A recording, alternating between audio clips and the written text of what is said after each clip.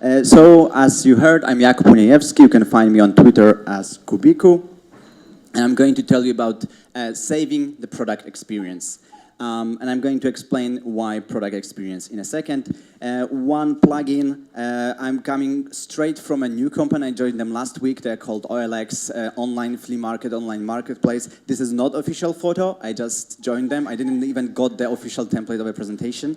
The largest flea market on the world, apparently, allowing people to move from that to the internet and still make the connection and exchange second-hand goods. As Paul mentioned, we are going to speak about experience and user experience as well. And the question to you, what are the terms, what are the words that come to your heads when you think about experience and user experience? What are the, just throw the words at me. Try and learn. Pardon me? Try and learn. Try and learn, okay. Expectations. Expectations.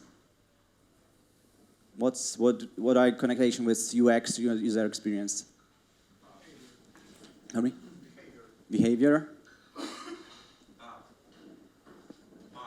Bad user experience. Yeah, that's very. So I'm really impressed by the words that come to you because they go really deep. While quite often user experience is connected with design, interaction, app, website, and most of that terms. So only visually this part of software and how I interact with that. While as you can talk as well with Claudia, who had the keynote just before a minute ago. For product experience, we try to have the look at the whole coherent and holistic look at the interaction with the product, not only while you're using the software, but the whole funnel. And start talking to Claudia about it. You will. That's just embarking a journey of half an hour and 1 hour discussion about how deeply you can go the interaction with your users.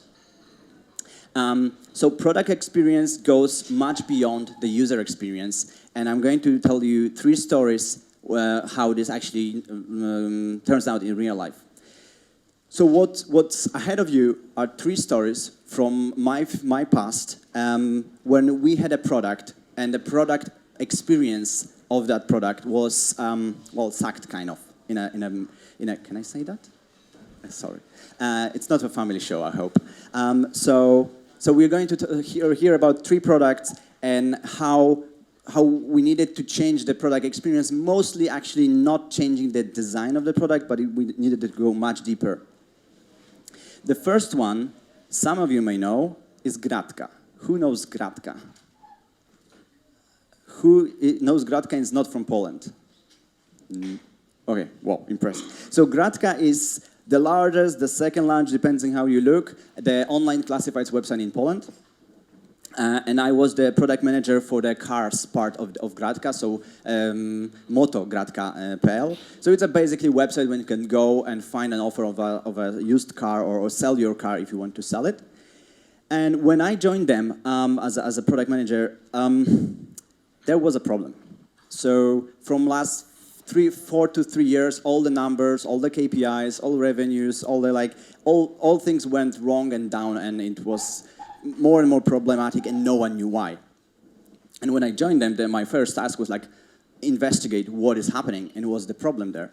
And we started to talk to users, we started to talk to our customers, we started to talk to people inside the company, dig into data, and there was not a clear picture. There were a lot of offers, the product was well designed, there was some traffic, so it was very hard to see okay, so what's actual problem? There was nothing obvious until we heard more and more from few people that it's old and boring. Whenever I go there, I find the same offers. They are not new, and it was weird because it was actually a very nice designed website. It wasn't old.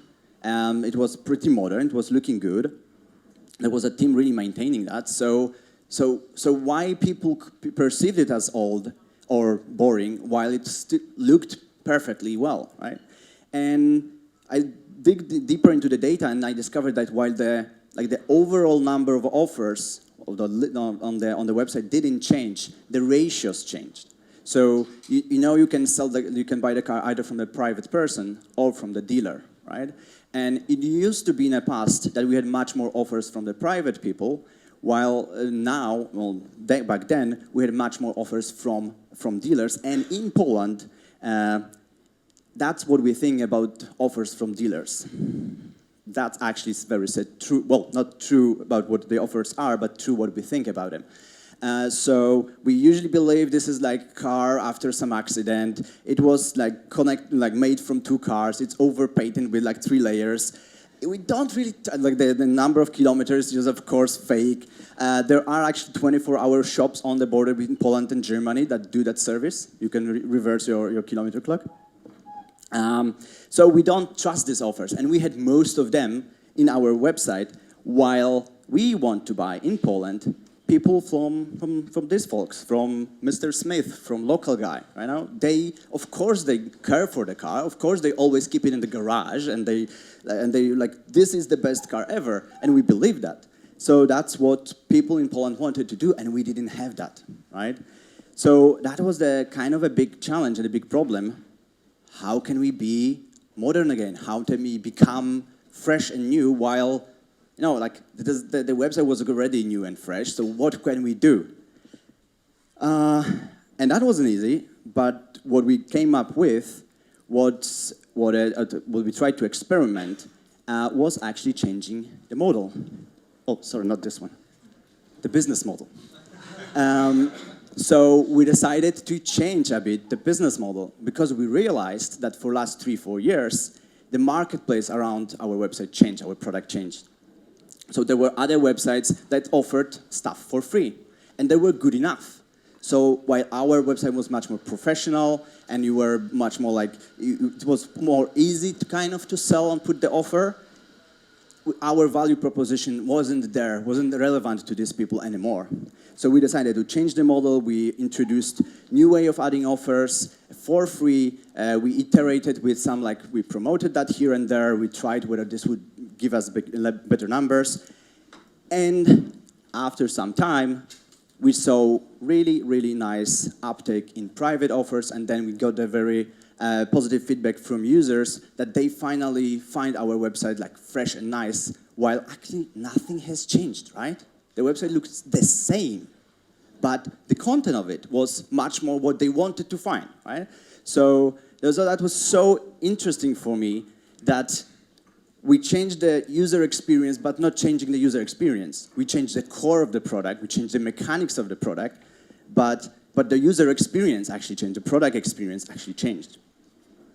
So that is the first story. And let's move to the second one. Who knows Skyscanner? Thank you. Skyscanner, for the ones who don't know, is I think the largest meta search for travel, mostly for flights. So what Skyscanner does, they go to every airline, every website that offers flights, to every agency. They collect all the offers. They have huge database, hundreds of servers. And whenever you go to Skyscanner, you can actually find the best offers almost like ever, as long as our algorithms or their algorithms are really good.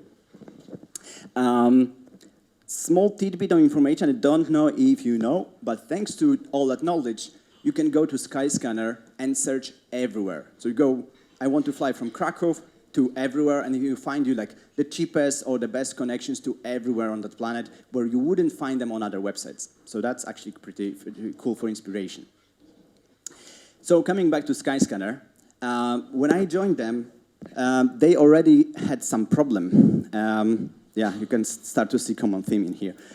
So they had their customer service started to get quite a vocal feedback from the users that were complaining that they go somewhere and they find that the connection on the Skyscanner, then they go to some other website because Skyscanner doesn't or didn't allow to book on their website, on Skyscanner website. You go somewhere, you go to Lufthansa, you go to Ryanair, and there you book, right? So people went there, and the complaints were the price doesn't match. And that was actually very strange because Skyscanner is monitoring the price that users see after going to the website. So they really put an effort to show the same price as people see on other websites. The thing is that what they discovered after some investigation, that their great partners didn't follow the gentleman's agreement, and after you got to the website, you saw the same price, say from, well, let's not use names, but you went to some website, and then you initially saw the same price, but then when you went farther, you put the passenger names and so on, then the fee for paying with your credit card was 100 euro. Or like when you added some services, it was like twice the price, right? Mari, I think, can tell you that's a lot of friction. And people were not so... It's 100 euro of friction. So people were really not happy with that.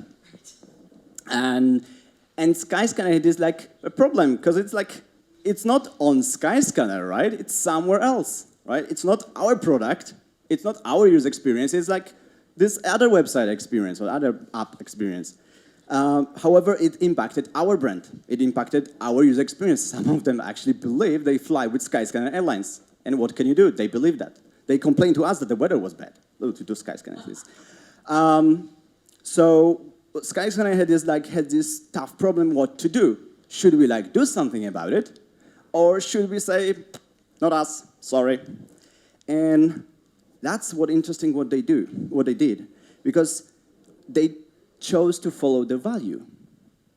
Skyscanner is one of the very few companies I've seen that strongly follows their values.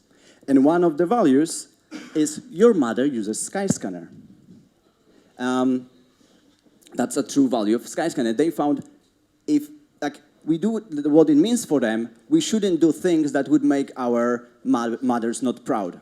And providing this experience was not making their mothers proud, or not making users happy, right? So Skyscanner decided to fight for it, to fight for their product experience. They assembled a team. The team set some series of rules, what should be accepted, what should not be accepted. They reached the partners that misbehave. They negotiated. Some of these partners agreed to change the practices. Some of them partners were a bit more resistive to cooperate, and they needed to kick them out from the website to strictly follow the values. In some countries, Skyscanner for a few months lost half of the traffic and half of the content and a lot of money. But they decided to stick for it for the users. And after some time, and after a lot of monitoring and negotiating, they brought back most of it. What was the most important, not only numbers, but the customer service started to get really, really happy user responses, really satisfied users. They noticed that. They wrote to Skyscanner. They were so happy. And overall, it was great battle and great experience for Skyscanner. So that was the story about external brand, external factors. That's the third story. Are we still here yet? Still here? Perfect. Wimdu. Who knows Wimdu? I don't expect anyone. Ooh, you know Wimdu, guys. I'm impressed. Wimdu is kind of like European Airbnb, but a bit different, and they're still trying to figure out what is the different part. Launched by Rocket Internet, huge investment, interesting company. Some time ago, Wimdu had, how these services work, you know that, right? You go to the website or to the mobile app, back then mostly to the website, you find a nice accommodation where you want to go, you write to the host, I want to stay with you, enter. And you do the waiting.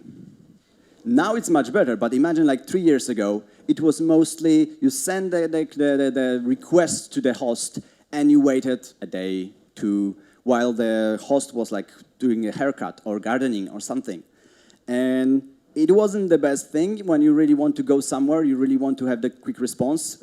Back then, even Airbnb and Wimdu, they pushed users to ask many hosts because it was normal that half of the people will never reply. So Wimdu believed that this booking should be stress-free experience, like a hotel. You click, you book, you have it, right? It's sure, there is a trust, but it didn't work like that, and it was very challenging to deliver this experience. mostly because the hosts, mostly these are not professional people who live from renting the room. They're like people like you. They occasionally rent something, and they really don't spend their time all the time with a computer. And back then, there were no mobile apps for that. So that was very, very unquick experience, and you cannot control these hosts. You can push them, but then they ignore you. Oh, they cannot reply emails. Sometimes in some countries, it's a really battle. So what Wimdu did, they decided, of course they want to work on that, but they decided they're going to push for that experience first instead of for growth. So they decided, I think like Claudio mentioned it as well, you focus on the user experience or the like, activation first, and then you move to growth. And then decided, instead of first building the mobile app for our guests to look and search for accommodation, we're not going to do that, we postpone that. First, we will build the host app for hosts, which will be very, very basic, just the way to respond to messages, like a Wimdu communicator or something. Because they decided, yes, we need to bring this like responsiveness much faster. So when you are doing haircut, you can pull your phone and respond to the request for booking and actually confirm someone's trip and make them trip happy, right? So they needed to postpone the growth, and it was like half a year because they had like 2 mobile developers, so it was a huge decision for them. But it paid out. They later on, when they actually launched the app, that was something that impacted the users dramatically, and they still are quite a successful business. Not as big as Airbnb, but quite successful. Okay, so let's do the recap. What we heard were 3 stories from 3 different companies. One was about changing the user experience without changing the user experience, by changing the product core and mechanics. The other was changing the user experience by changing external things to impact your product experience. And the way you decide on your roadmap, the way you say no and yes to features, the way you choose to go, the way you choose your priorities, as well impacts your product experience. That's kind of, to reiterate what Adam Jaworski mentioned, the product experience goes beyond the traditionally understood user experience. However, I would argue that the product experience and user experience are the same. It's the whole user, the human experience with interaction with your service, app, whatever it is, right? So that is all of the stories. The journey, of course, continues, but thank you.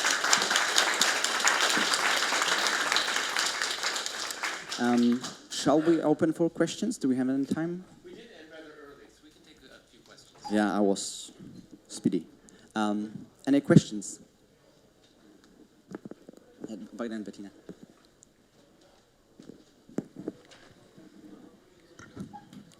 So I'm a little bit curious about the Skyscanner story in terms of how you policed the partners, if you care to go into more details about that. Respectfully, of course. So I think what Skyscanner did back then and what's good, they tried to kind of, maybe not code of conduct, but some like rules that would be acceptable. So they picked something that they reached the partners, and some of the practices partners needed to do to kind of keep their business happening, but maybe not to such extent. So Skyscanner tried to propose like a good practices that the partners should follow. Like the fee, there could be fee for paying with a credit card, but you should like provide at least one, the most common credit card in that country, with a fee of like 2% at most. Right? So there were like acceptable proposals and practices for partners to follow, while still allowing them to compete against other players on the market. And some of them were happy to on board with that and comply.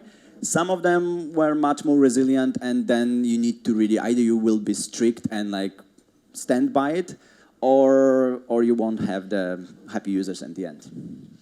Yeah, thank you. I think there was a question, yeah. What was the hardest step for you to start dealing with such a problem that you have described? Well, I think at least in Skyscanner, it wasn't my problem. I joined them, but already I was assembled a team and I just I know about this from the inside, but it wasn't my decision. When Gratka, I think it was the most difficult was first you needed to really find the root cause, and it's so not easy, right? And then you have to get the buy-in for doing something brave, right? And it's sometimes it's trying to do some experiment that would prove that this is the right way. Sometimes in terms of Gratka, I think I was able to get enough supporters and as well show them that in half a year we will if we don't do something dramatically, we will not you have to do something to survive, right? And that was really showing them, guys, we need to act bravely.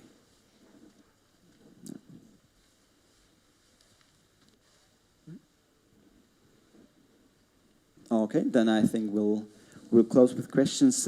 Thank you very much. I will very much appreciate if you fill the feedback forms so I can improve for the next time. Thank you. Bye-bye. Thanks.